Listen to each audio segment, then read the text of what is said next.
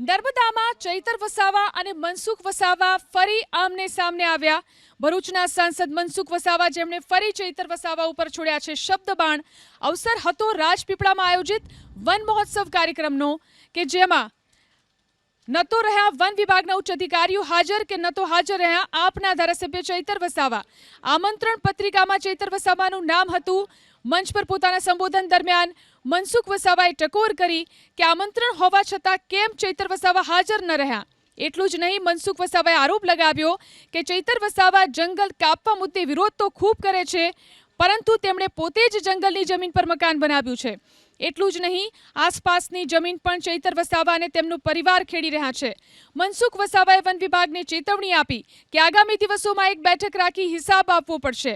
જવાબમાં ચૈતર વસાવાએ મનસુખ વસાવાને પડકાર ફેંક્યો કે તેઓ મીટર ટેપ લઈને આવે અને જંગલની જમીન ક્યાં છે અને મારું મકાન ક્યાં છે તે માપી લે।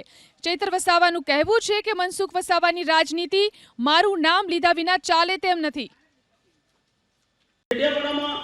અમને એવું પણ જાણવા મળ્યું છે કે ધારાસભ્ય જંગલ કાપી ને લોકોને જમીન ખેડાવે છે ને ખેતી કરાવે છે, તેમ કદાચ એને પોતે પણ જંગલની જમીનમાં વૃક્ષો કાપીને ઘર બનાવી દીધું છે। મારી પાસે માહિતી છે, જો આવું રોકવું પડશે, કોઈ પણ મોટો ચમરબંધી હોય એને ખુલ્લો પાડવો પડશે, નહીં તો આપણે બધા વૃક્ષો ઉગાડીશું, સુફિયાની બધી વાતો કરીશું ને આવા લોકોને છાવરીશું।